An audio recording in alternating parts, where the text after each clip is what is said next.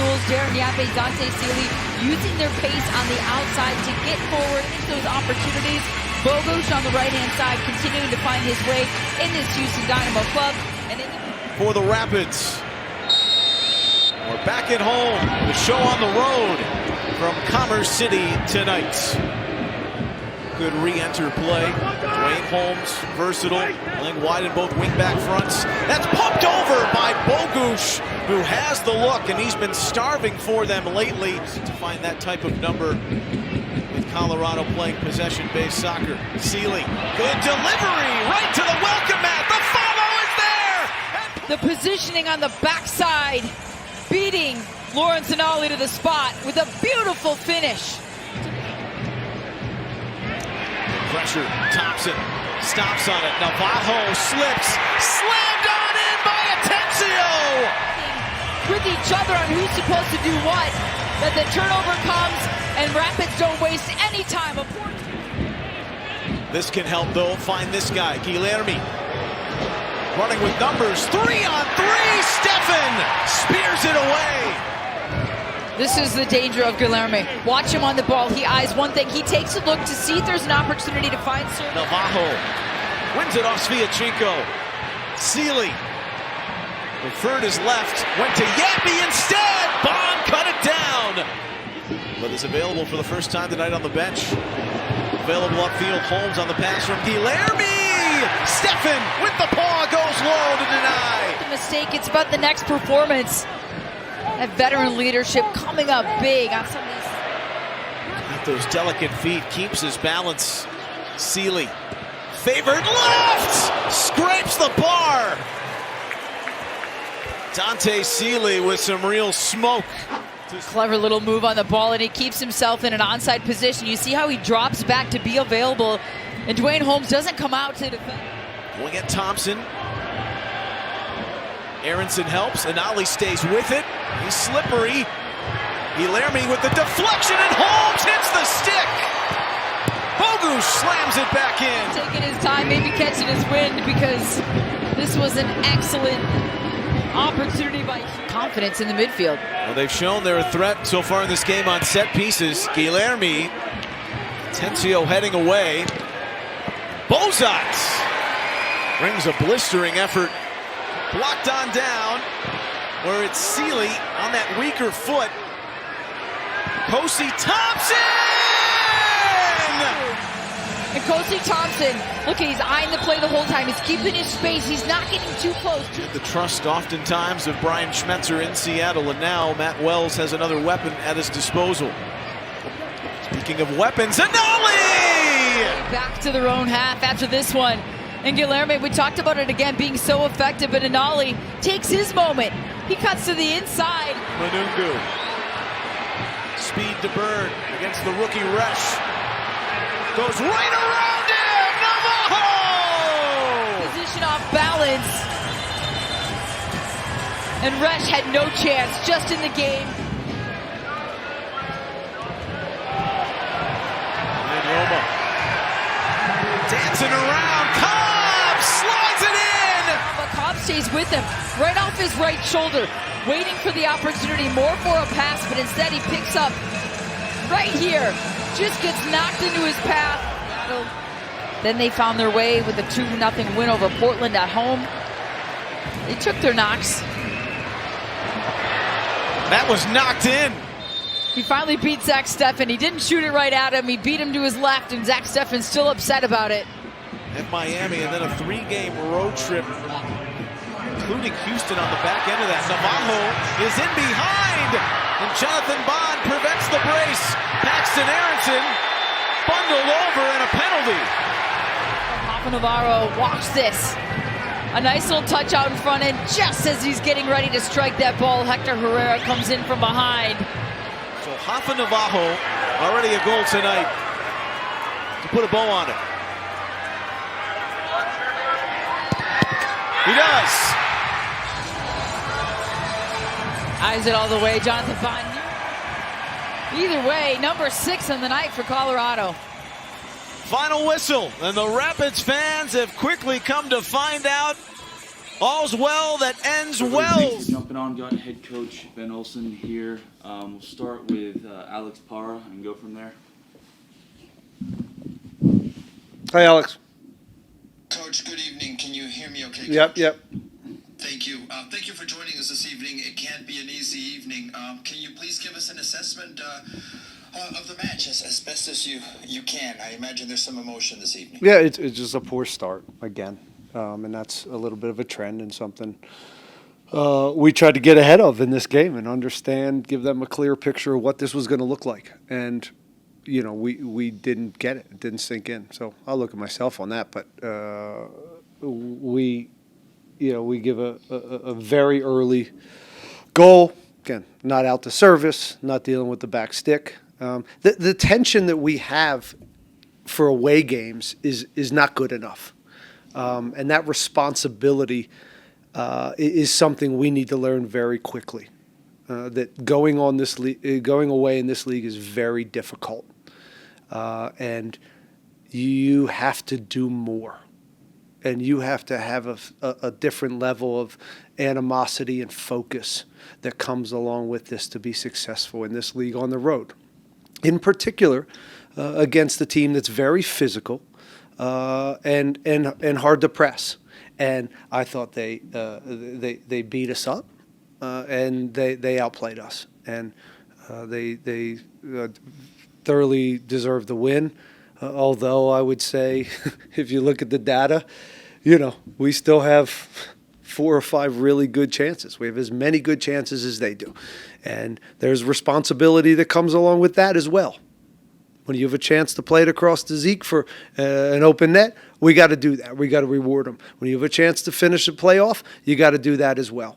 But when you go on the road and you give up 2 early goals against a team like this in altitude, it's very, very tricky to chase the game against them. And we fought back at times, and I still think there were a lot of goals out there. But we got to get back and both from a coaching standpoint and player standpoint, get back and take a look at ourselves and really our way posture. You know, we've had pretty good home games.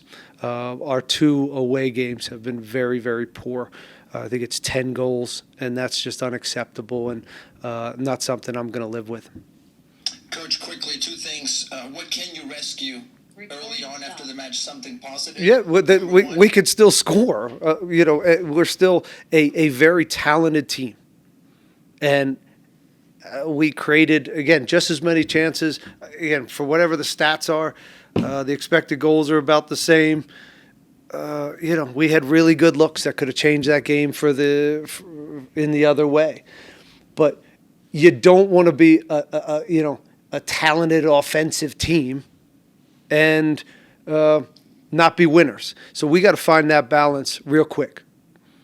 Coach, thank you for your time. Yep. Safe travels. All right, Dustin, go ahead. Hey, Ben, just looking ahead, I know a short week for you guys. How does that go? That's great. That's great. Let's go. Let's get another game on here.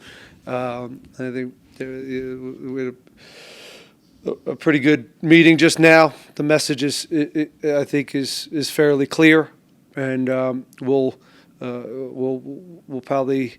I still think we'll review this game, both from a coaching staff and make sure the players will double down on our messaging, but we will also go after this Open Cup on Wednesday and continue to grow. This is still early. This is still an early season, and it's still a group where not only do we have new players, and these aren't excuses, these are just realities.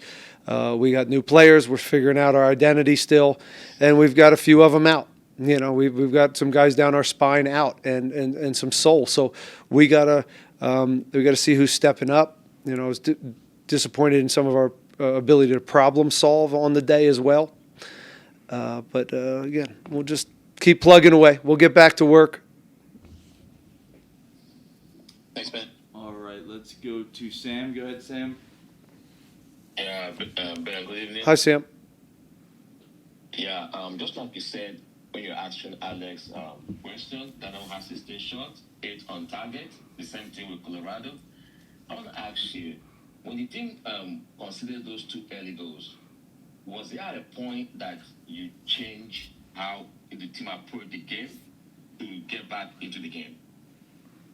Well, here's the problem, Sam. When you give up 2 early goals on the league, you know, you don't necessarily have to press, but your human instincts are we got to go get goals back, and then you start taking more risks, and that opens the game up. And in a team where they're very good in transition with some of the athletes that they have out wide, Navarro's a handful, and that's exactly what they want.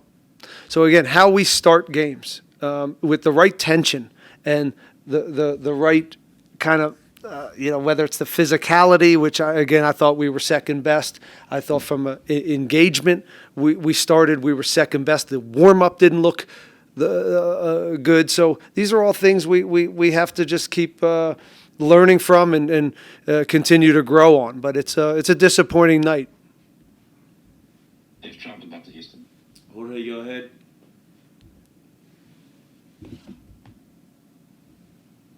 Jorge, you still have a question? Hey, yes. Good evening, Coach. Good evening. Coach, I think maybe a positive to look here. Just want to highlight a single individual. You've got Guillermo, being a gem in the rough, right? 9 goal contributions, most in the league. Just speak a little bit about him tonight. He was everywhere.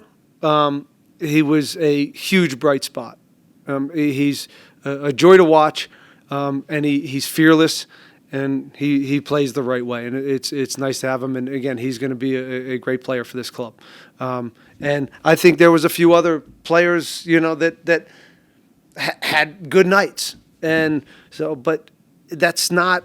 It's not going to be enough. Everybody has to be at a really high level. And again, as much as we're, going after, again, myself and the group, they played really well, and they're a complex team, and I thought they played a really good game, and they were off the mark. But again, giving up 2 goals early is not a place you want to live. Right, let's go to Selvin. How do you plan to respond and prepare the team mentally for the next game after a result like this? No, I don't think I don't think it'll be hard. I think that the response will be a good one, and that's a sign of a good group that we're growing. Like how we respond after days like this. And again, it's no alarm bells, but it's definitely something we need to, we need to kind of have some tough conversations, some tough early conversations about who we want to be.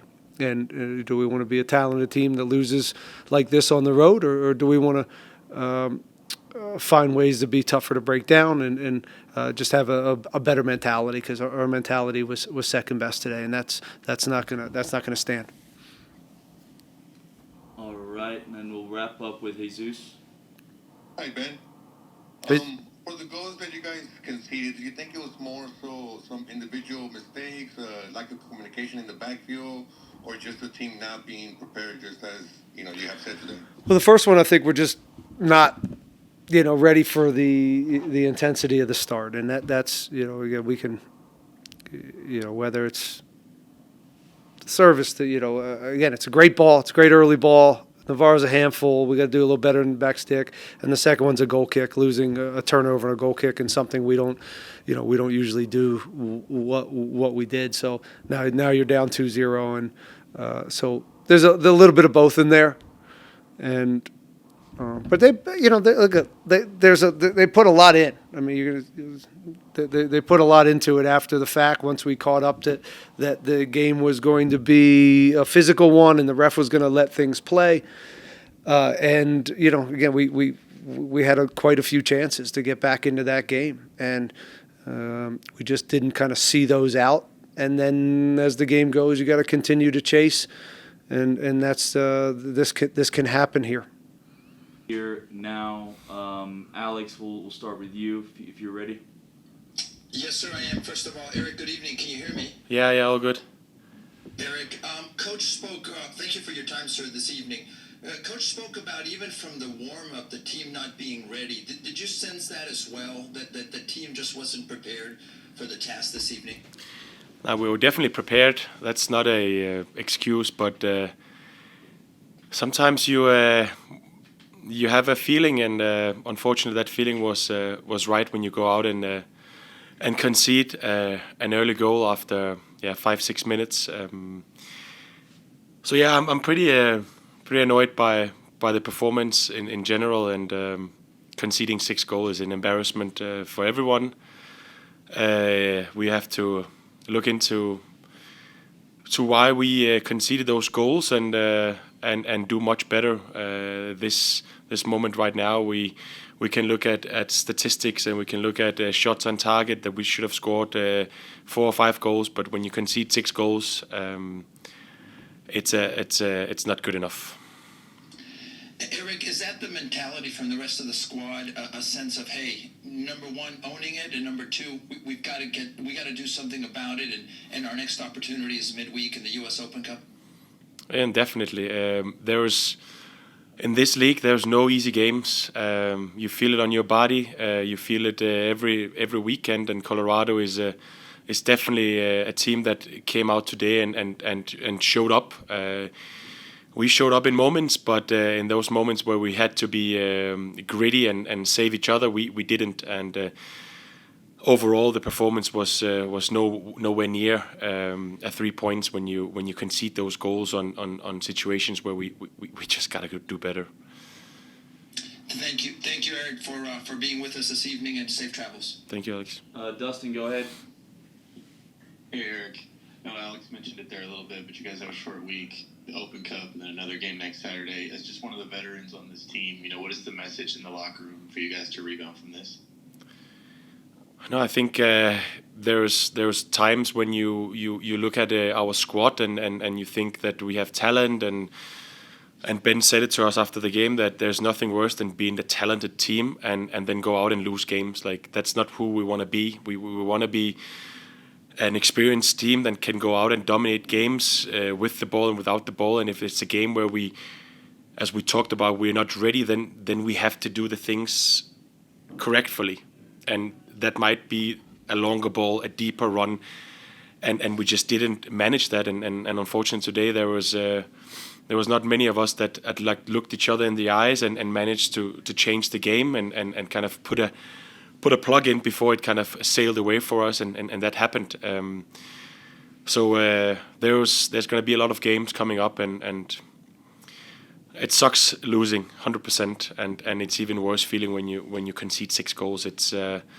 It hurts your soul. Thanks, Erik. Jorge, go ahead. Good evening, Erik. Good evening. Good evening. Erik, you come off in the 72nd minute, early in the game.